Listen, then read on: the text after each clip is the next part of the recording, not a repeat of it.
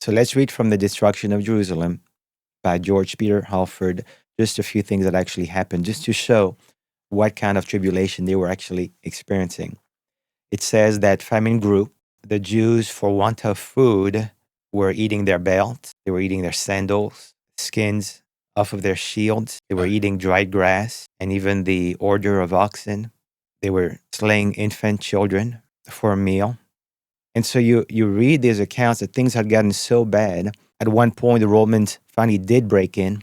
The fathers were slaying their own family because they did not want them to go through crucifixions and all kinds of awful means of death Yeah. that the Romans had planned for them. Yeah.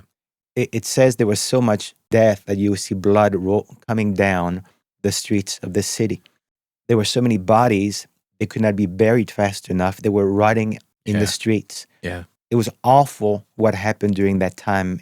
We don't want to focus on it, but we've got to make people know it was bad. Yeah. It was tribulation like nobody had ever seen. Yeah. They would not see this again the way this happened Right. in Jerusalem. And it just goes on and on for quite a while Right. until the siege is completed.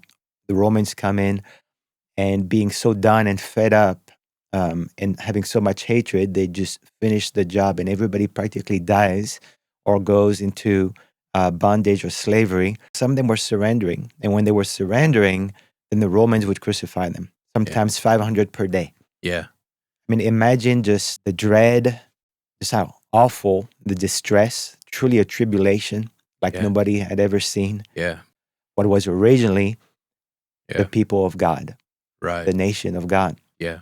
But Jesus said that this kingdom would go to another people. It would be taken away from you and given to another people. But also, as you said, who was it given to? It was given to the Jews who had repented, who recognized the Messiah, Right.